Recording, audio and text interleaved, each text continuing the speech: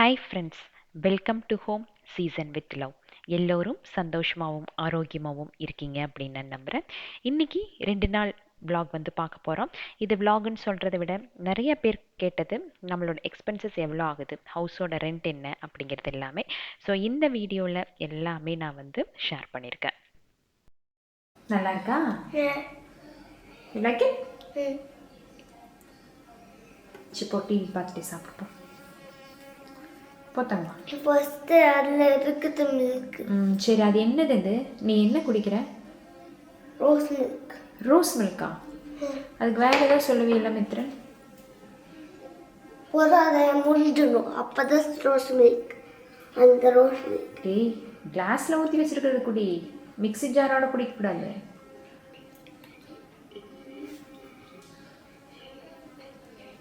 இல்லைன்னா ஃபுல்லாக இருக்கு. அது வெய் பரவாயில்ல, கிளாஸ் இருக்க குடிச்சு முடிச்சிடு.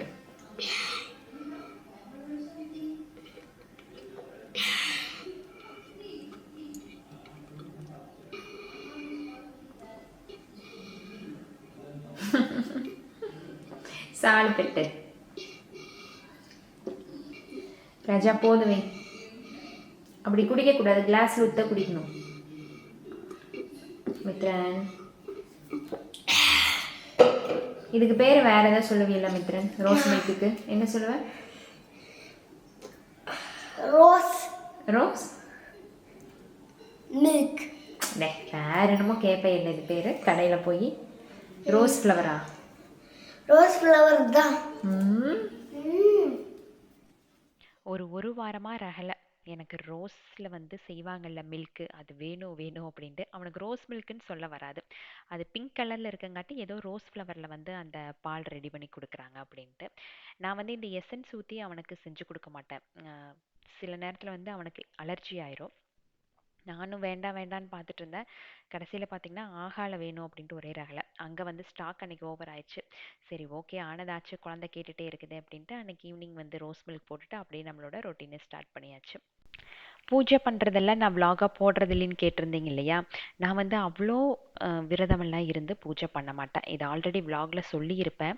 நமக்கு மேலே ஒரு பவர் இருக்குது. ஸோ அந்த நல்ல ஒரு வைப்ரேஷனுக்காக டெய்லி வந்து பூ வச்சு குட்டியாக ஒரு பூஜை போடுவேன், அவ்வளோதான். மற்றபடி ஃபாஸ்டிங் அப்புறம் வேண்டுதல் இது எல்லாமே வந்து ரொம்ப ரொம்ப ரேர். ஃபாஸ்டிங்கெல்லாம் நான் இருந்ததே இல்லை அப்படின்னு தான் சொல்லலாம். அப்பா தான் அடிக்கடி சொல்லுவார். சின்ன வயசுலேருந்தே அப்பாவும் அம்மாவும் அப்படி இருந்தங்காட்டி நான் வந்து அதை பார்த்து வளர்ந்துட்டேன். ஸோ என்னால் மறுபடியும் இதுக்கு மேலே பூஜை பண்ணுறது இதுக்கெல்லாம் வந்து யூஸ் ஆக முடியல. அவர் என்ன சொல்வார் அப்படின்னா, பெரியவங்களை வந்து நல்லா மதி, இன்னொன்று இல்லாதவங்களுக்கு செய், இது ரெண்டும் பண்ணினாலே போதும். இதுக்கு மேலே நீ வந்து பூஜை பண்ணி புண்ணியத்தை தேடணும் அப்படிங்கிற அவசியமே இல்லை அப்படின்னு. ஸோ நம்ம வீட்டில், அதாவது கோட்டூரில் இருக்கிற வீட்டில் பார்த்தீங்கன்னா முன்னாடி எங்கள் தாத்தாவோடதும் பாட்டியோட ஃபோட்டோ தான் இருக்கும். ஸோ எப்போவுமே அதுக்கு பூஜை பண்ணிவிட்டு அதுக்கப்புறம் தான் அப்பா மற்ற பூஜை வேலைகளே பார்ப்பாரு.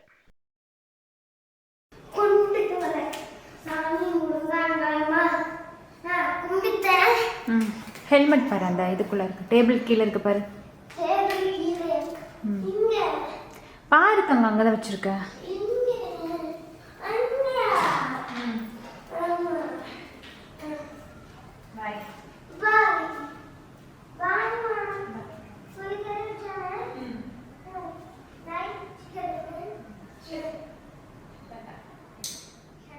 இந்த தடவை இண்டஸ் வேலி பிராண்ட்லேருந்து நமக்கு அனுப்பி வச்சிருக்கிறது வந்து premium stainless steel puttu maker. அப்புறம் 2 லிட்டர் கெப்பாசிட்டி இருக்கிற turbo cook triply handy shaped stock pot. இது வந்து premium stainless steel puttu maker. Bakelite handle இருக்குது. Toxin free, induction safe. Rice puttu, ragi puttu, wheat puttu இந்த மாதிரி எது வேணாலும் நீங்கள் வந்து ஸ்டீம் பண்ணி எடுத்துக்கலாம். ஒரு மெட்டல் ஸ்டிக்கும் வந்து கொடுத்துருக்காங்க, ஈஸியாக வந்து அந்த புட்டுவை ரிமூவ் பண்ணுறதுக்காக. நல்ல premium quality. So scratch, rust resistant இதெல்லாம் எதுவுமே இல்லை. ஃபுட்டும் வந்து அவ்வளோ சீக்கிரம் பேர்ன் ஆகாது. 100% ஃபுட் வந்து சேஃபு, நான் ரியாக்டிவ் நேச்சரும் கூட. நம்மக்கிட்ட மோஸ்ட்லி வந்து கேஸ்ட்ரையான் அப்புறம் ஸ்டீல் இதுதான் இருக்கும் இல்லையா? ஒரே ஒரு புட்டு மேக்கர் நம்மக்கிட்ட இருந்தது, அது வந்து இந்த அலுமினியம் புட்டு மேக்கர். இது வந்து யூஸ் பண்ணக்கூடாது அப்படின்ட்டு தனியாக எடுத்து வச்சுட்டு தான் இந்த இட்லி குக்கரில் வந்து நான் புட்டு வந்து ரெடி பண்ணிகிட்டு இருந்தேன். ஸோ இப்போ வந்து இதை எடுத்து போட்டுட்டு மறுபடியும் வந்து இந்த ஸ்டெயின்லெஸ் ஸ்டீலில் வந்து புட்டு மேக் பண்ண ஆரம்பிச்சிட வேண்டியது தான். நெக்ஸ்ட் வந்து turbo cook triply handy shaped stock pot. இது வந்து பிரியாணி குக்கிங் பாட்டாகவும் யூஸ் பண்ணிக்கலாம், டச் அவனாகவும் யூஸ் பண்ணிக்கலாம். கிளாஸ் லிட்டோட வருது. 3 layer body, induction safe, nonstick, 2 litre capacity இருக்குது. ஆக்சுவலாக இது வந்து புதுசாக லான்ச் பண்ணியிருக்காங்க. அளவான சைஸில் நாம் வந்து கிரேவி இல்லை சூப் இந்த மாதிரி வைக்கணும் அப்படின்னா இந்த ப்ராடக்ட் வந்து ரொம்ப ரொம்ப யூஸ்ஃபுல்லாக இருக்கும். இதுலேயே வந்து நிறைய ஆப்ஷன்ஸ் இருக்குது. இது வந்து 2 லிட்டர். இதே மாதிரி நம்மளோட பிளாக்ல உங்ககிட்ட நிறையா காட்டியிருப்பேன். அதாவது 3 லிட்டர்ஸ், 5 லிட்டர்ஸ் இந்த மாதிரி கெப்பாசிட்டியிலலாம் இருக்குது. சப்போஸ் உங்களுக்கு தேவைப்பட்டுச்சு அப்படின்னா ஹோம் சீசன் வித் லவ் அப்படிங்கிற கூப்பன் கோடை நீங்கள் வந்து பில் பண்ணும்போது யூஸ் பண்ணீங்க அப்படின்னா எக்ஸ்ட்ரா 12% வந்து உங்களுக்கு ஆஃபர் இருக்குது. இந்த 2 ப்ராடக்ட்ஸோட லிங்க் எல்லாமே டிஸ்கிரிப்ஷனில் கொடுத்துருக்கேன். உங்களுக்கு தேவைப்பட்டுச்சு அப்படின்னா செக் பண்ணி வாங்கிக்கோங்க.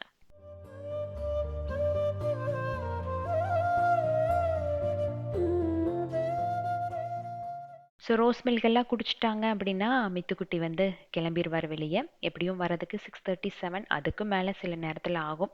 அவன் வரதுக்குள்ளே கொஞ்சம் கொஞ்சம் கார்டன் வேலை இல்லை வெளி வேலைகள் ஏதாச்சும் இருந்துச்சு அப்படின்னா அந்த டைமில் முடிக்கிறதுக்கு பார்ப்பேன்.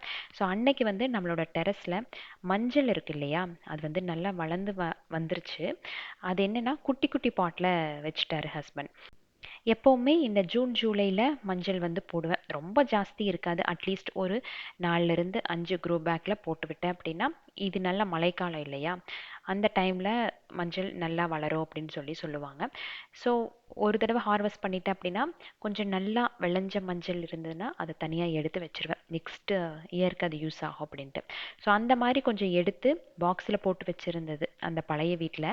டெரஸ் வந்து க்ளீன் பண்ணும் போது நான் அங்கே இல்லை. அந்த டைமில் ஹஸ்பண்ட் தான் அங்கே இருக்கிறது எல்லா திங்ஸையும் இங்கே ஷிஃப்ட் பண்ணார். ஸோ மஞ்சள் வந்து காணாமல் போயிடும் அப்படின்ட்டு அங்கிருந்த குட்டி குட்டி செராமிக் பாட்ஸில் வந்து ஃபில் பண்ணி எடுத்துகிட்டு வந்துட்டார். அது இங்கே வந்ததுக்கப்புறம் மழை பெஞ்சு நல்லா வளர ஆரம்பிச்சிருச்சு. சின்ன சின்ன பாட்டில் வச்சோம் அப்படின்னா அதோட வளர்ச்சியை நாமளே கெடுத்த மாதிரி ஆயிரும். அதனால அன்னைக்கு என்ன பண்ணேன்னா, கொஞ்சம் மழையும் நல்லா பெஞ்சிருந்தது, மண்ணு கொஞ்சம் லூஸாக இருந்தங்காட்டி எல்லா மஞ்சளையும் அதிலிருந்து எடுத்து நான் வந்து நல்லா க்ரோ பேக்ஸில் வச்சுட்டேன். ஸோ ஒரு 4 க்ரோ பேக்கில் வந்து மஞ்சள் வச்சாச்சு. முடக்கத்தான் கீரை விதை போட்டு வரல, அதான் தானாக ஏதோ 2-3 விதை பழைய விதை இருக்கும் இல்லையா, அதில் வந்தது தான். ஸோ அதுக்கு வந்து கொடி இங்கே கட்ட முடியாது, ஜஸ்ட்டு ஒரே ஒரு குச்சி மட்டும் கொடுத்து அதில் சுற்றி விட்டுருக்கேன். பட் அப்பப்போ நம்ம ஹார்வெஸ்ட் பண்ணோம் அப்படின்னா இது வந்து பெரிய செடியாக வளராது. ஒரு குட்டி செடியாகவே நம்ம வந்து மெயின்டைன் பண்ணிட்டு வந்துடலாம். மழை வந்து ஆல்ரெடி பெஞ்சங்காட்டி தண்ணி ஊற்றுற வேலை இல்லை. ஜஸ்ட்டு இந்த சின்ன சின்ன வேலைகள் மட்டும் முடிச்சுட்டு கொஞ்சம் கருவேப்பிலை வந்து நல்லா தளத்தனன்னு வந்திருந்தது. அதை பார்த்த உடனே ஏதாச்சும் செஞ்சு சாப்பிடணும் அப்படின்ட்டு ஆசை. அதனால புதினாவும் கருவேப்பிலை மட்டும் கொஞ்சம் கிள்ளி எடுத்துகிட்டு கீழே வந்தாச்சு.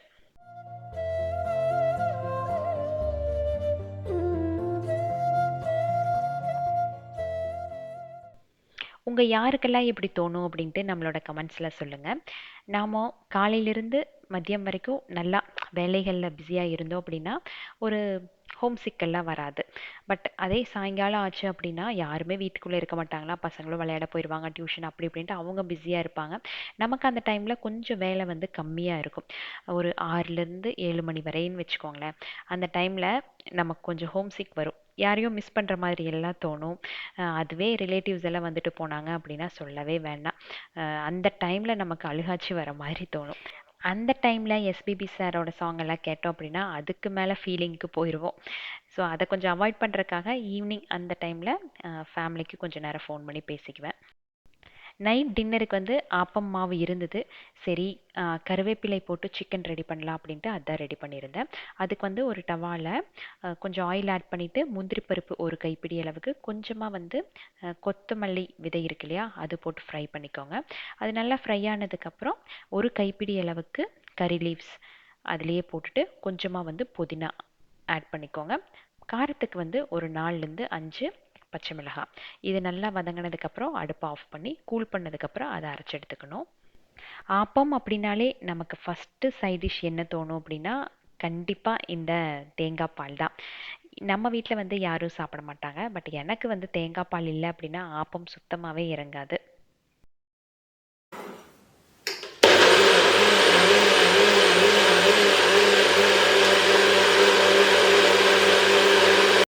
எங்கள் பாட்டியெல்லாம் தேங்காய் பால் எடுக்கும்போது சொல்லுவாங்க, அதில் வந்து ஜாதிக்காய் ஆட் பண்ணி பண்ணோம் அப்படின்னா தேங்காய் பால் வந்து ரொம்ப மணமாக இருக்கும். அதே இல்லாமல் நல்ல தூக்கம் வரும். நெஞ்சு சளியெல்லாம் இருந்துச்சு அப்படின்னா கரைஞ்சி வந்துடும் அப்படின்னு எல்லாம் சொல்லுவாங்க.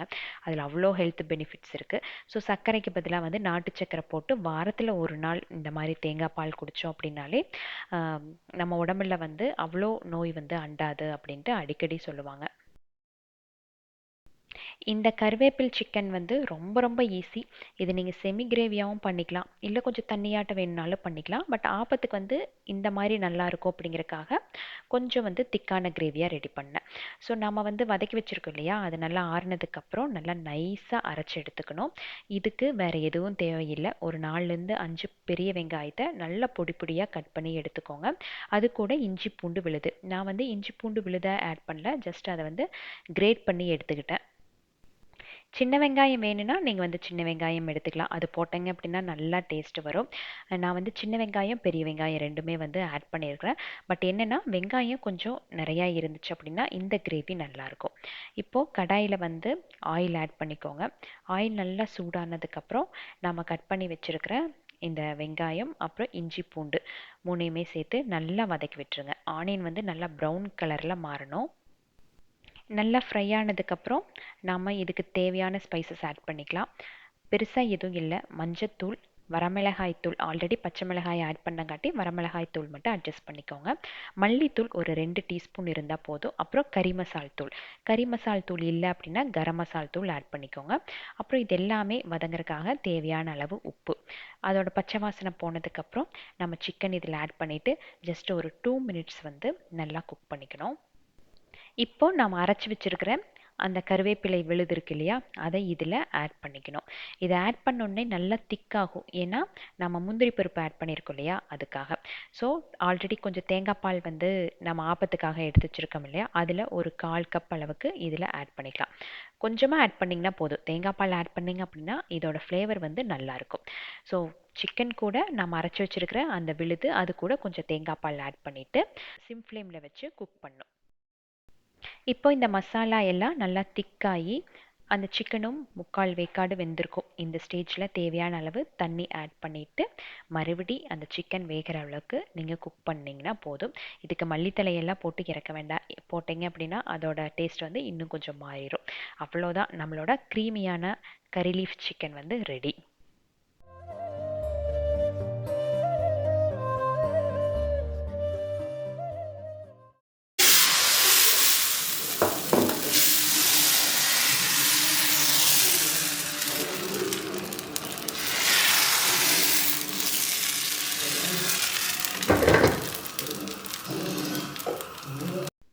இந்த ஆப்பக்கல் வந்து இண்டஸ் வேலையில் வாங்கினது தான்.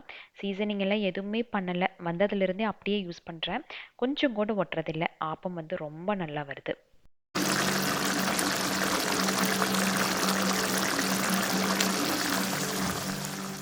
பாப்பா, மித்துக்குட்டி, ஹஸ்பண்ட் வந்து தேங்காய் பால் எப்பாச்சும் ஒரு நாள் வந்து சாப்பிடுவார். ரொம்ப ரேர் தான். ஒரு ஆப்பத்துக்கு ரொம்ப கம்பல் பண்ணோம் அப்படின்னா தேங்காய் பால் அதுக்கு மட்டும் அளவாக ஊற்றி சாப்பிட்டு அப்புறம் ஏதாச்சும் காரம் இருந்தால் சாப்பிடுவார். பாப்பா சுத்தமாகவே தேங்காய் பால் சாப்பிட மாட்டான். கம்பல் பண்ணி ஒரு டம்ளரில் ஊற்றி கொடுத்தோம் அப்படின்னா குடிப்பா, அவ்வளோதான். ஸோ அவளுக்கு வந்து சிக்கன் வச்சு ஆப்பம் ரெடி பண்ணி கொடுத்துட்டேன். எனக்கு வந்து அந்த தேங்காய் பால் ஊற்றி ஒரு 5 மினிட்ஸ் நல்லா அந்த ஆப்பம் ஊறணும். ஊறினதுக்கப்புறம் உட்காந்து ரசித்து சாப்பிட்டாதான் ஆப்பம் சாப்பிட்ட திருப்தியே நமக்கு வரும். மித்துக்குட்டிக்கு வந்து க்ரீன் சிக்கன் ரொம்ப பிடிச்சது. சரின்ட்டு ஆப்பத்தோடு அதை வச்சே சாப்பிட்டுக்கிட்டான். நீங்களும் ட்ரை பண்ணி பார்த்துட்டு சொல்லுங்கள். இது எல்லாத்துக்குமே சைட் டிஷ்ஷாக ரொம்ப ரொம்ப நல்லாயிருக்கும். அதுவும் ஒயிட் ரைஸுக்கு நீங்கள் வச்சு சாப்பிட்டாலும் சூப்பராக இருக்கும். செஞ்சு பார்த்துட்டு நம்மளோட கமெண்ட்ஸில் சொல்லுங்கள்.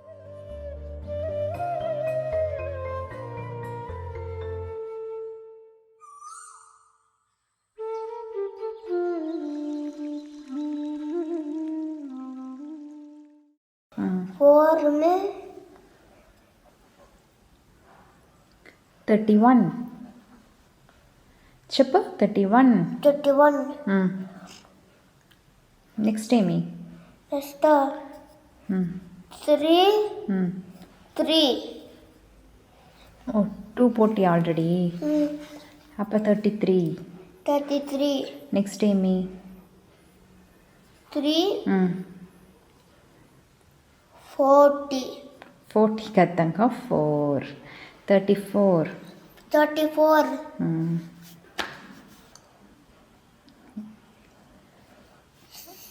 6. 6ஆ? 34க்கு அப்புறம் என்ன வரும்? 34க்கு அப்புறம் 35. 35. அது பேர் என்னன்னா ம் ஆ பாரு அப்படிதான். அப்படி எழுதணுமா? 5ஆ? இல்லை 6ஆ? ஆமாம். வாயில் பென்சில் வைக்கக்கூடாது தங்கம்.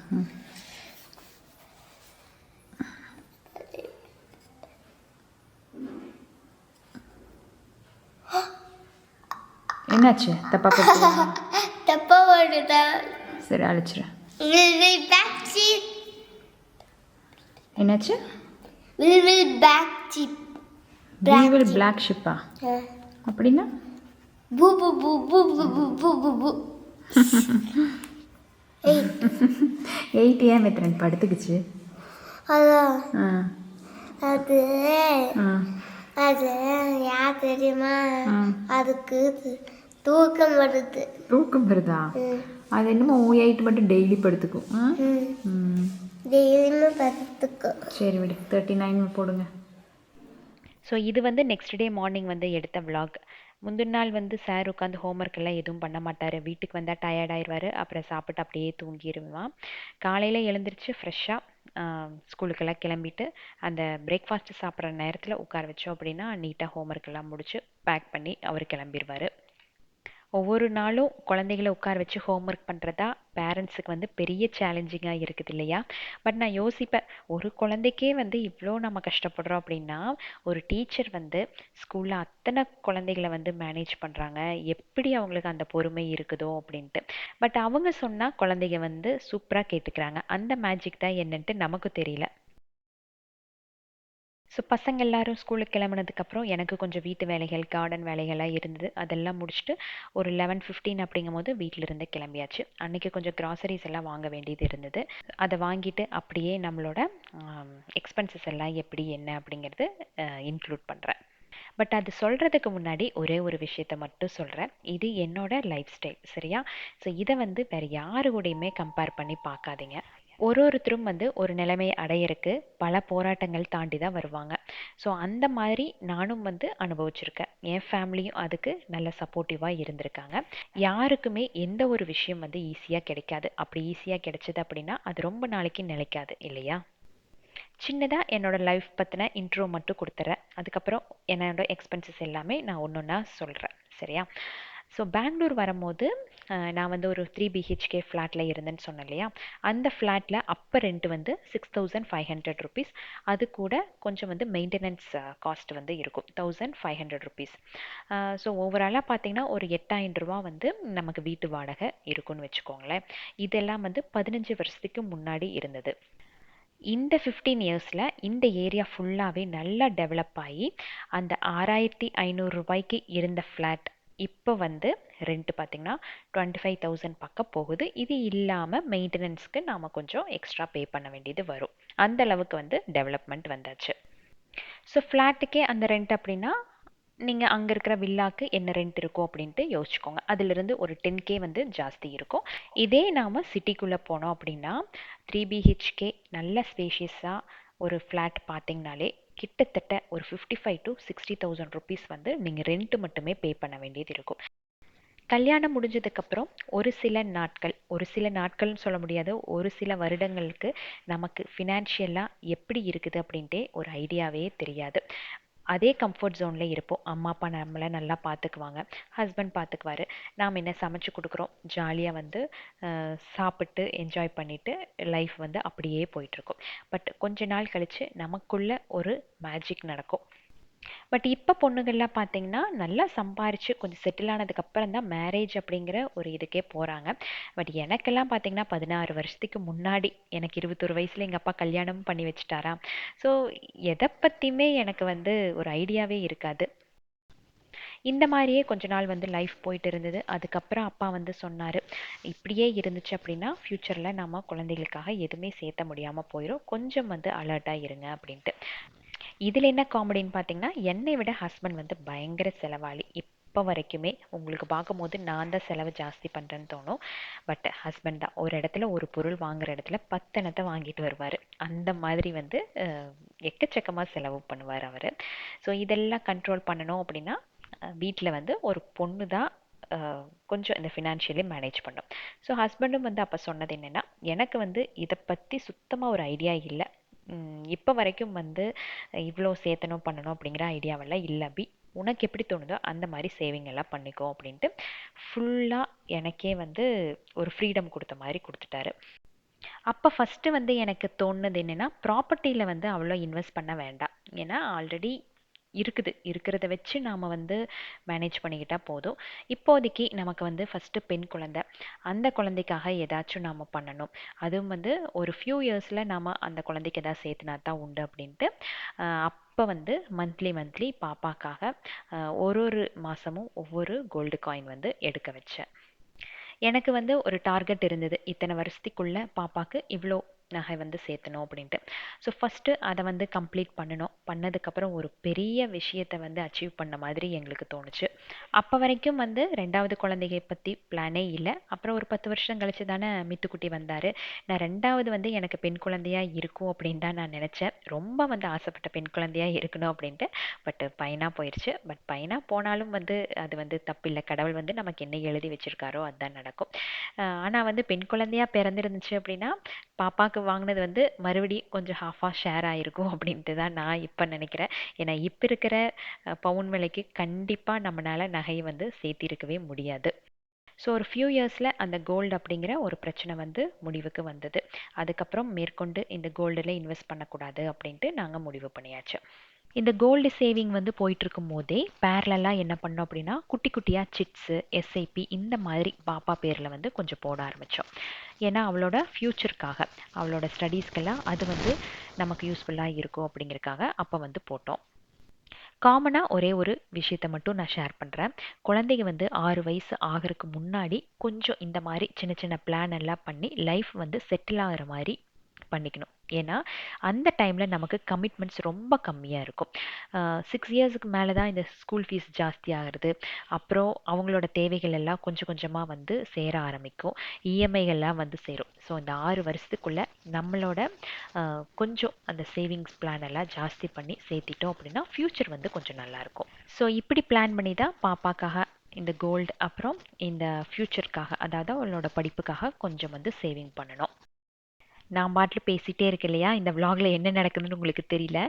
போய் க்ராசரி ஷாப்பிங் எல்லாம் முடிச்சுட்டு வர வழியில் கொஞ்சம் லில்லி பிளான்ட்ஸ் எல்லாம் இருந்தது, அங்கே போய் பார்க்கலான்னு பார்த்தோம். பட் காஸ்ட் வந்து எனக்கு ரொம்ப ஜாஸ்தியாக இருந்தங்காட்டி அப்படியே வீட்டுக்கு வந்துட்டு மதியம் ரெஸ்ட் எடுத்துகிட்டு மித்து, நான், அப்புறம் ஹஸ்பண்ட் 3 பேர் மட்டும் வெளியே கொஞ்சம் வந்து ஷாப்பிங் போக வேண்டியது இருந்தது. முக்கியமாக ஹஸ்பண்டோட ஆஃபீஸ் வந்து நான் இதில் இன்க்ளூட் பண்ணியிருக்கேன், நீங்கள் செக் பண்ணி பார்த்துக்கோங்க.